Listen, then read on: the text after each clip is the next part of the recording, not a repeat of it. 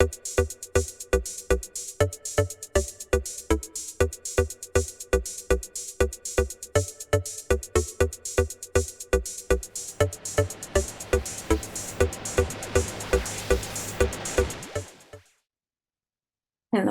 my name is Sheillah Munsabe. I am the Network and Certifications Coordinator at Wildlife Friendly Enterprise Network, and I will be taking you through our presentation that mainly focuses on our tourism standards and certification and how these are enabling conservation of endangered species and sustainable tourism in different landscapes.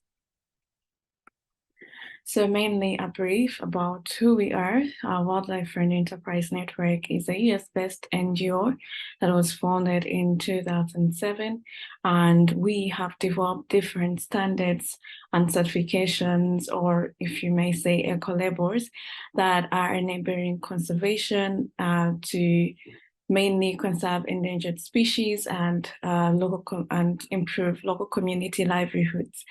And we have been able to develop a big network of different certified enterprises in different landscapes, and mainly these enterprises are enabling on-ground conservation. And our certification has also led to innovative ways to support local community livelihoods and also to enhance the efforts of conserving different species in different landscapes. And we have also developed different certification programs, but mainly we have categorized them into. We have the global certification, which looks at mainly wildlife at large, and also we have the species specific certification, which I'll be taking you through in our presentation. So mainly, as I had said before, we have been able to certify over 30 enterprises in 5 continents on the planet. And mainly this is just a summary of where you could find different certified enterprises in different areas on the planet. And also these look at different species like the cheetah, the gorillas, the leopards, the jaguars, sea turtle, and many others. We have certified different products, and these are categorized in the noted products. For example, we have certified agriculture-related products. This could be related to one of our programs, the elephant-friendly certification in India, where we have mainly focused on certifying tea and enabling that this tea is not only wildlife friendly, but also this tea is towards conserving the elephants in the Asian elephants in India. We have also certified essential oils and butter products, handcraft products, textile and paper and tourism products. And these products are mainly being currently on market in cosmetic related industries, sustainable fashion, and food and beverage. So brief to provide more understanding on our standards.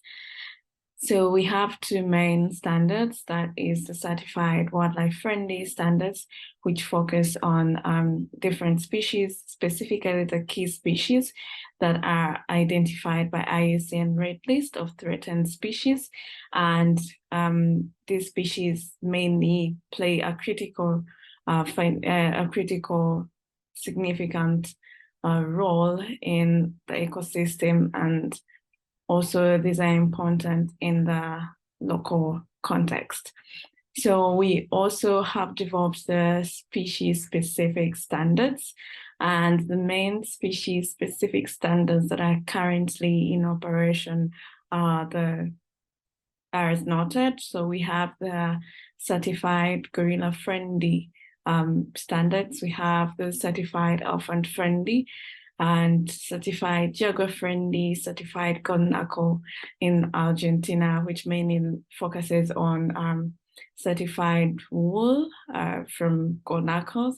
And we also have the certified sea turtle friendly that mainly looks at the tourism aspect in areas that have sea turtles and how these could be protected. And we have the certified endangered friendly, and all these standards focus on the identified specific species, because these are critically endangered in the identified landscapes, and that's why they were developed. And so mainly our certified wildlife-friendly tourism standards, they focus on mainly on-ground conservation of wildlife, and while providing or increasing opportunities for associated local communities. And so these standards were developed by our partnership with IUCN Tourism and Protected Area Specialist Group, which was a working group that was focused on biodiversity to enhance the travel and tourism enterprises and enabling them to meet sustainable tourism practices. And so we have also focused on these standards to make sure that they empower consumers, specifically tourists and companies that are within the tourism industry, and also the local communities around these protected areas that are highly involved in tourism, to be able to be catalyst for change in these different landscapes, and to be able to lead efforts that improve the tourism practices in these landscapes, but also focusing on making sure that the wildlife species that are endangered in these landscapes are highly taken consideration of in terms of tourism being not only friendly, but also sustainable as possible, to make sure that these wildlife species are protected. We have focused on this tourism program to mainly look at the tourism companies, that is the tour operators, lodges, and guest houses, and many others that are within the tourism industry, and also looking at also the tourism value chain at large. So taking you through our main tourism certifications that are species specific, we have only two, and that is the certified gorilla-friendly, the certified gorilla-friendly program, which is mainly focusing on tourism and conservation in the Virunga transboundary landscape, which is shared by Uganda, DRC, and Rwanda. So this program mainly focuses on the gorillas, and we also mainly look at the mountain gorillas, which are critically endangered in this landscape. And we have also developed a sea turtle friendly program, and this also mainly focuses on sea turtles because there has been pressure on the population of this species, and this is mainly due to turtle hunting, collecting of eggs for food and trade, and many others, illegal fishing and sustainable fishing methods, and many other challenges that are affecting the population of these species. But mainly we really focused on tourism because tourism plays a significant role in conserving these species. And we have been able to develop standards that incorporate practices that look at recreation of tourism in these areas, and also to make sure that tourism of sea turtles is really as sustainable as possible and can provide alternative livelihoods opportunities to communities around, such that this can reduce unsustainable fishing methods or illegal fishing methods that are affecting the population of the sea turtles. And to take you through these programs again and why they have been implemented. With the certified gorilla friendly program, we have been able to implement this in Rwanda and Uganda, mainly across the Volcanoes National Park. And this has also, we have also developed the gorilla friendly package product certification, which mainly looks at providing the communities or local community enterprises around these national parks that have that are habitats for the mountain gorillas, to make sure that these local enterprises are able to not only develop products that are environmental friendly or gorilla friendly, but also to be able to provide them with support in accessing reliable markets, and also to access premium markets, which is a great opportunity for them to generate a sustainable income from their products, and also to reduce pressure on encroaching the mountain gorilla habitat for different natural resources like water, wood, and many others. We have been also able to work with the tourism companies like lodges and guest houses, who have been like the leaders in sensitizing tourists to incorporate gorilla-friendly tourism practices, and also to be able to provide feedback on how best we can make sure that the mountain gorillas in this landscape are protected. And as for the sea turtle friendly, we have been able to implement this in Philippines, and we have certified a couple of eco resorts and also community-related tourism activities. And our wildlife-friendly tourism certification, both looking at the global certification of tourism at large, and also the species-specific certifications that we have developed that are mainly focused on tourism of different species, specifically the gorillas and the sea turtles. These certifications have been of great contribution to conservation at large, mainly protecting wildlife in wild places, specifically on private lands, and also making sure that not only are we certifying these enterprises, but these enterprises are voices of conserving these species, and making sure that awareness is out there about practices that can be incorporated by also tourists, to make sure that there are sustainable tourists when they're visiting these landscapes that have key endangered species. And our certification has ensured transparency and integrity for sustainable production. And it has also enhanced the power of enterprises to provide incentives for protection of biodiversity around the world, and also offering economic opportunities to the local communities.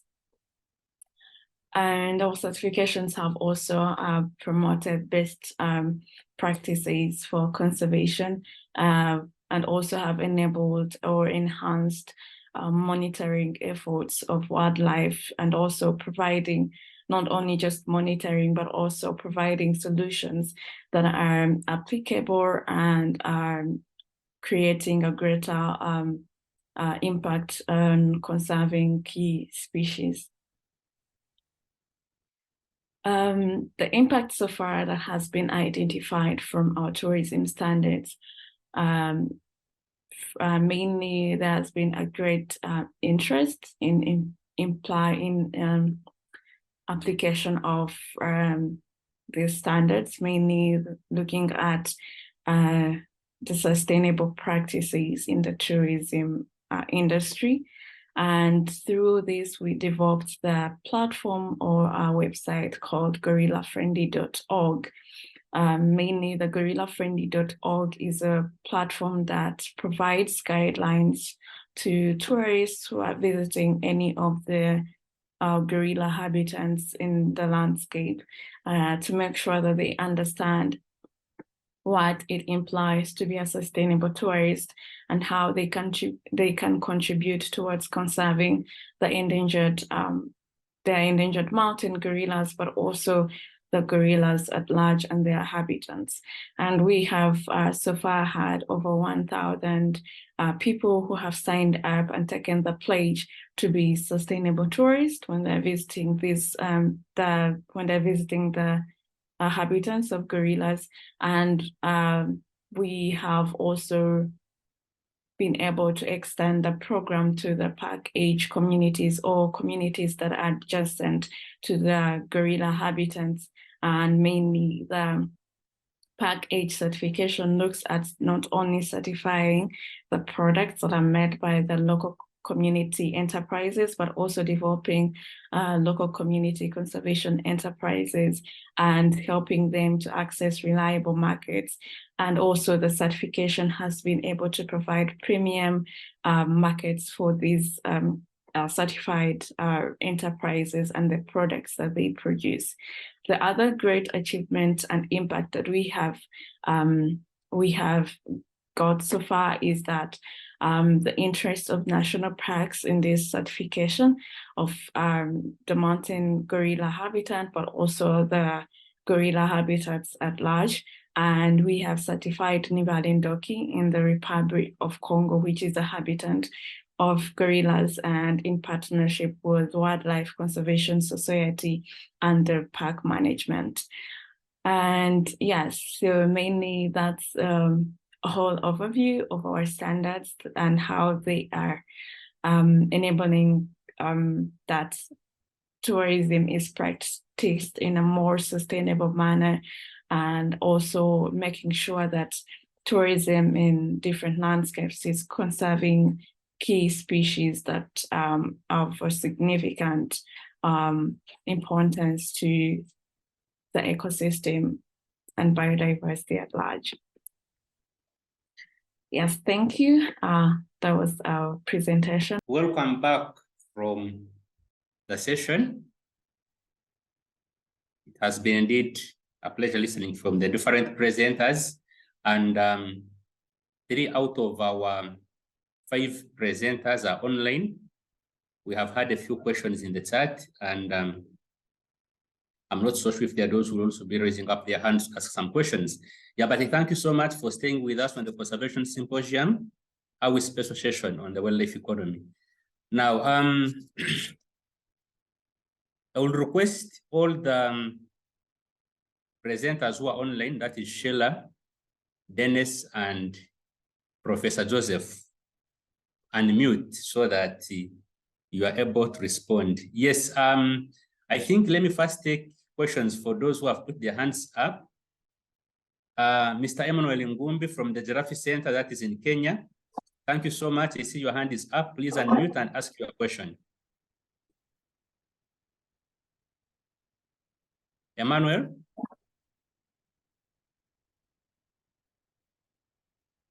Good afternoon. Yes. My name is Mr. Emmanuel. I'm based at the Giraffe Center, Nairobi. I have 2 questions, one to the last presenter and one to Moses and Dennis. I'll start with the last presenter. My question is regarding the standards and certification of different facilities and protected areas or sanctuaries in regards to sustainable tourism. My question is, who sets the standards, and how can we avoid greenwashing through these certification or standard setting schemes within the African region? I've seen a few companies or a few hotel facilities say or do, but sometimes when you interrogate them or their practices, then you find they are probably going contrary to some of these standards which are being set by the different institutions or global organizations. Then the question to Moses and Dennis, this regards our cross-border wildlife ecosystems and their utilization to promote tourism activities. We've seen a case of the Kenya, Tanzania, Kenya, Uganda, especially the Mara Serengeti. How best can we be able to develop a good products, tourism products, which can be consumed by our tourists who are coming to the different cross-border ecosystems, where our tour drivers are not harassed on either side of the country, whether in Kenya,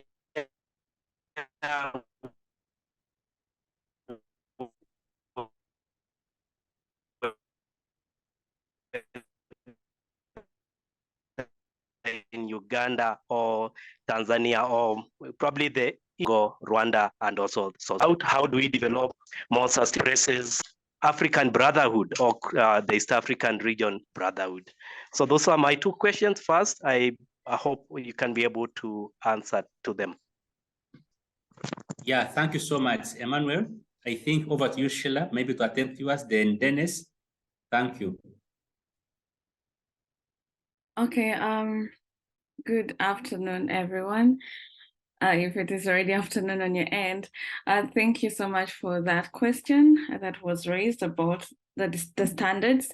So first, who develops the standards? So, well, we are a conservation-based NGO, and this is mainly our focus to enable that different companies, individuals that are looking at different products, and also conservation companies that work with communities and different products understand how they can incorporate best practices that look at sustainable production, sustainable tourism, but also focusing on specifically species. We don't certify any product that is not in a landscape that has a key species that it needs to be conserved.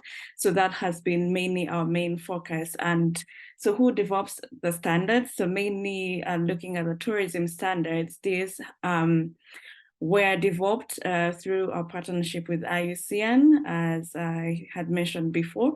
So we bring on board experts in different fields, and specifically looking at endangered species, if it is gorillas, and how this can be incorporated in conserving them, but also looking at the tourism aspect. And we are also part of the Global Sustainable Tourism Council, who have been on board with us through the development of the tourism standards, both the species-specific standards and also the wildlife-friendly tourism standards that will be on market soon to be used. And so these are experts in the field of conservation.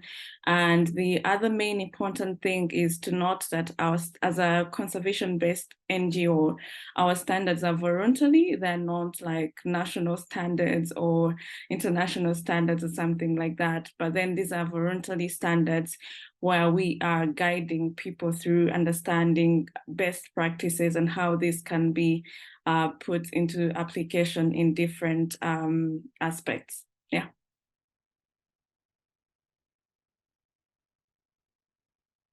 Yeah, thank you so much, Sheillah, for the response. I hope, Emmanuel, you're good to go with that answer. Well, I jump to Dennis. I'm sure you recorded your question. Please, if you can respond. Thank you so much. Yes, thank you so much, Tadeo.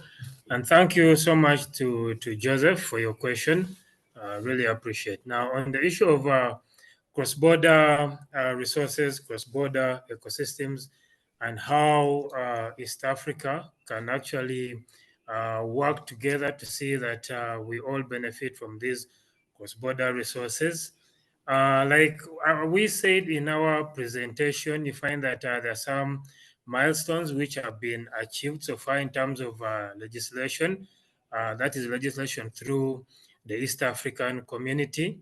But then you also know that there is a push for infrastructure development that connects the entire East African region, including the new entrance into the bloc, that is South Sudan. But then also you know that Somalia is also putting also an application to join the bloc. So the interconnectivity is going to be very, very important as a measure of pushing for enjoyment of the resources that cut across our borders. And you've actually seen, Joseph, that there are some tour operators that are marketing the entire region as a single tourism bloc, not marketing single nations, but marketing the entire East African region as a single tourism bloc. We've seen the harmonization of measures to protect, for example, the mountain gorillas in the Virunga region. So you know that there are conservation efforts between Mara and Serengeti that are actually geared towards that particular region there. We also have in Kidepo and the Turkana area. Those are all cross-border resources. But then what we can also leverage on is the fact that many efforts have been made to eliminate the TBTs, the technical barriers to trade through different legislations. Thank you. Yes, thank you so much, Dennis, for your response. Quickly, I realize we are left with about 15 minutes to break off for lunch. So I will request that since 3 of the 5 presenters you are available online, you could as well go ahead and give responses to the questions in the chat room so that we save on the time, because we may not actually respond to all the questions. And also maybe to confirm to our audience that all the presentations shall be available on the share screen platform. So if anytime you can visit and get these presentations and the recordings as well. Now, I would like to appreciate Professor Joseph Mbaiwa for highlighting that most of the visitors who come to Africa actually choose Africa as a destination because of wildlife-based tourism. Actually, that is the case across Africa. So I'd like to thank you so much for highlighting that. And you had quite a number of questions from our audience. And maybe to respond briefly on the issue of the challenge of visas. Yes, I have moved to South Africa before, but well, I haven't had challenges getting the visa. Well, it takes about 2 weeks. But I know some have been denied visas to travel down there, so that affects intra-Africa wildlife tourism. But now we are happy that some of the countries which are already parties to the Africa Free Trade Continental Area have started waiving off visa fees. For instance, Rwanda is one of the latest countries to waive off all visa fees for Africans. So if you wish to travel to Rwanda, you don't need a visa as long as you're from Africa. Now, there was a question to you, Professor, in regard to reducing barriers like visa requirements, which I've somehow talked to, and that was from Professor Voy. Do you think there could be any other solutions to the challenge of visas, especially for Africans visiting other African countries? Thank you. Okay, thank you very much for the question. What Rwanda did, I actually saw that, I think this week, that as long as you're an African, you can actually travel to Rwanda without any problem, which is very much commendable. But the truth is, when tourists visit a bloc like East Africa or Southern Africa, they don't visit one country. They visit a number of countries.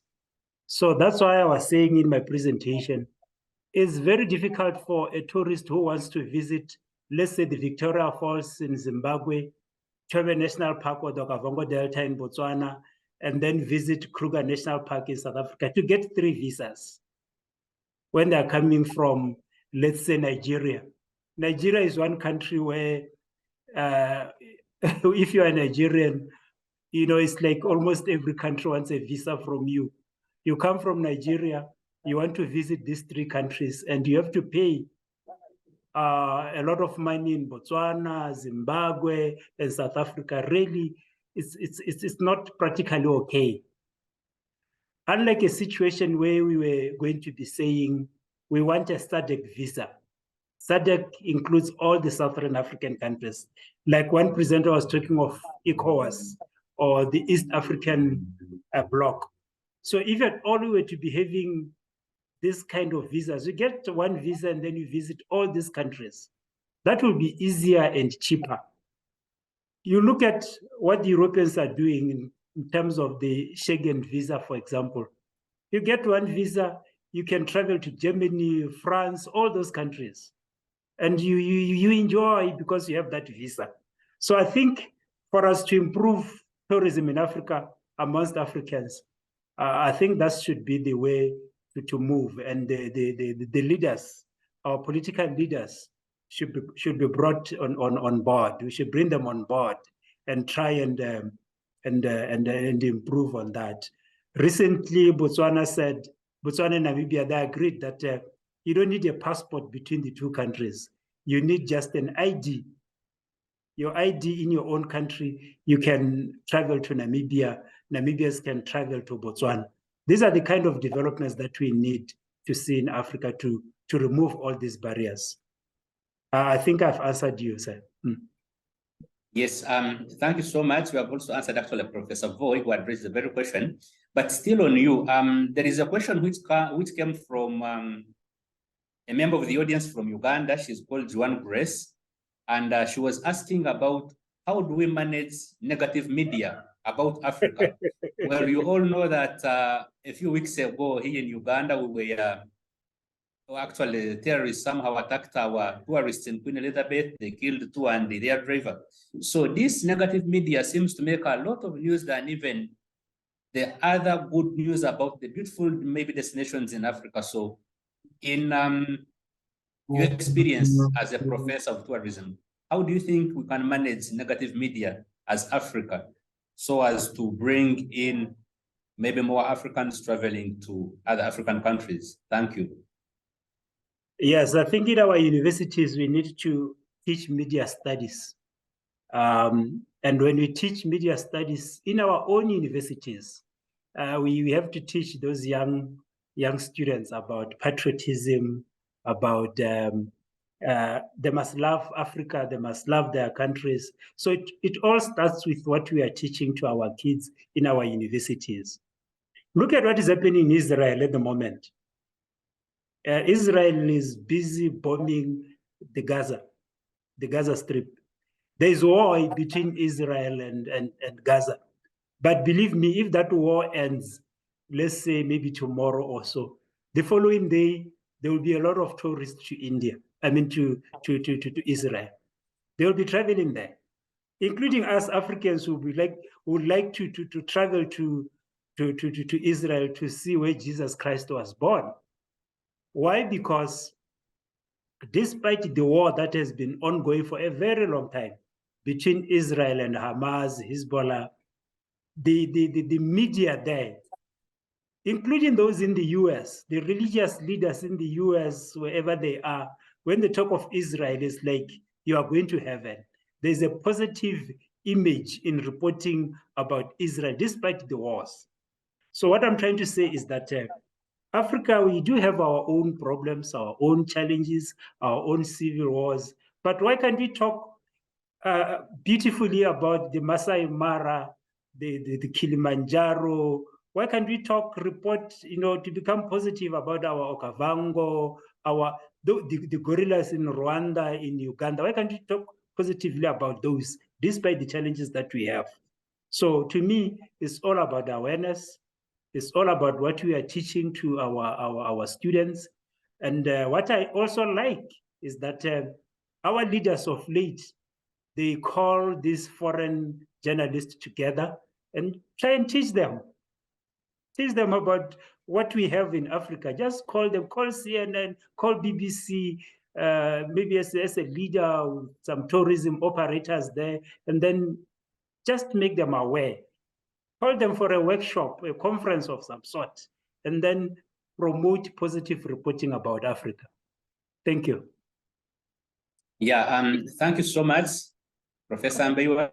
And I would request our panelists, before you knock off, that you respond to some of the questions in the chat room in interest of time, because I would like to break off for lunch within 7 minutes. But I would like to thank you so much, someone who made a comment, Sheillah, on the issue of exchange rates, especially if you're visiting different countries. Like I know it that when you're in South Africa and maybe you go shopping using, you cannot actually, if you're not using the card, then you must use the local currency, which is the rand. So sometimes, of course, the exchange rate is not in favor of the person purchasing commodities. And I think these are some of the issues which we would really like to take on as how we, maybe as other universities and all of us who are here, if we are to promote intra-African wildlife. Then, yeah, there was a question to Professor Pitt of Northwest University, and Jeanette, you are on. Maybe if you could pass it on to him, because you passed on one question which was asked by Dr. Haley Clements, and he responded. And it was in line with the introduction of new value chains. You will take it, it is from someone called XD. Yeah, he or she was asking that with the introduction of new value chains, will it not be proper supply, actually to stop illegal trade by supplying communities adjacent to protected areas with meat and allow them to trade this meat in a formal market? Yeah, if you could do us a favor and pass on that to Professor Pitt, maybe we'll come up with a response. But like I requested, our panelists who are online, you can still respond to some of the questions in the chat room in interest of time. And I would like to thank you so very much, our online audience and those who are physical, wherever you are tuning in from. Thank you so much for staying with us, and please don't go away. After lunch, we shall be having our workshop 3, and workshop 3 is on liberalizing trade in wildlife product, which is chaired by our own senior fellow, Dr. Haley Clements from AWI, and Mr. Jordan Tembitha. Now, in the remaining 4 minutes, I would like Sheillah to give us your parting shots, as well as Dennis and Professor Joseph, then we can close our conference. Thank you so much. We just have 4 minutes to do that. I start with Sheillah. Thank you.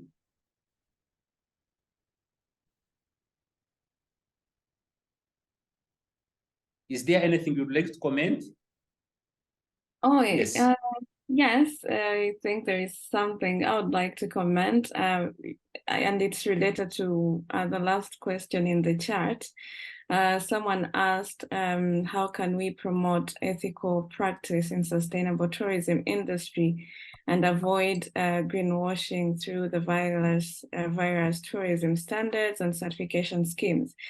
I would love, well, there are many certification schemes developing, and I think one of the main things that is normally important before you engage in any of them is doing enough research and understanding how legit that certification scheme is, and how it will benefit your company or the industry at large before you implement it. And yeah, so it's a huge thing. It's a topic with very many questions, as many standards that are being developed, and also the main important thing in all this is if a standard or a company that has, or an organization that has any certification scheme, if these are public, and also there is like the public awareness about that, and also there is the real application of these standards. It also provides it also provides you with a much understanding on how you can relate with this and also applying them and preventing the greenwashing effects on in the industry. So mainly more research should be done in this specific aspect of standards, not only in tourism, but also looking at many other products. And to provide more public awareness, there is still lack of enough information about certification schemes. So I think I would put this to the academians here.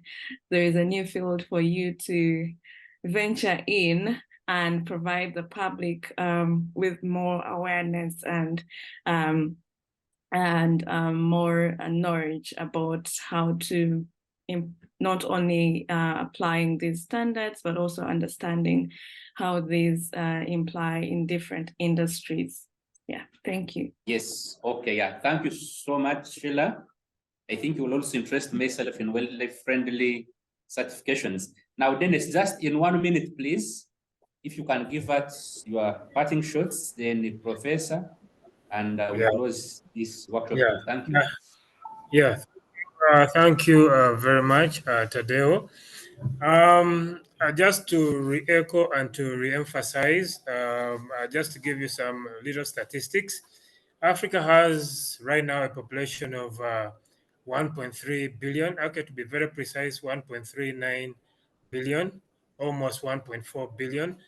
And the intra-Africa trade is projected to grow to about 29 trillion US dollars by 2050.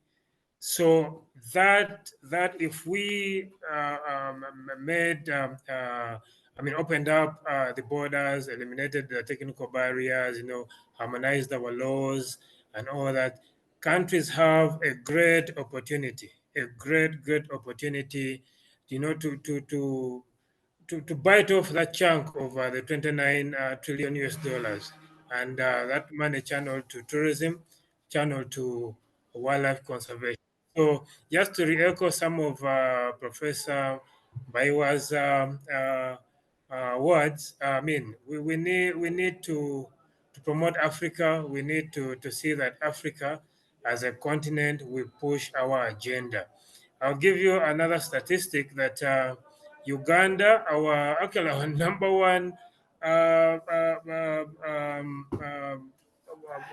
destination. I mean, the clients we receive into Uganda come from Kenya, and this has been because of the good relations that have been maintained and the protocols that we have signed between the two countries. So, and during COVID, when the flights were not coming in, when the USA, Europe was not sending us tourists, Kenyans were coming here, and believe you me, they supported the local tourism industry. So if we leverage off the East African community, leverage off AFTA and all these protocols, I believe we can change our own without even looking across the border on the other side. Thank you so much. Thank you so much. Thank you so much, Dennis. We have, can I use the word encroached on the audience's time by 1 minute? But please, if you may allow just 1 minute, Professor Mbaiwa, to give his parting remarks, then we can close the session. Thank you so much. Okay, no, thank you very much, sir. What I can say is that Africa, we have everything in terms of tourism products. We have the wildlife, we have the beaches, we have the coast, we have the religion, we have everything. So what we need to do is to market our product. What we need to do is to remove the barriers. What we need to do is to reduce the negativity in reporting about Africa. Let's enjoy Africa. Let's open the borders. Let's open the doors. Let's have, the visas should be reduced. The prices, have common visas so that Africans should move from one country to the other. So that's what I can say for now. Thank you very much. Yes, thank you so much to all our panelists or presenters for this session 2 on intra-Africa wildlife tourism.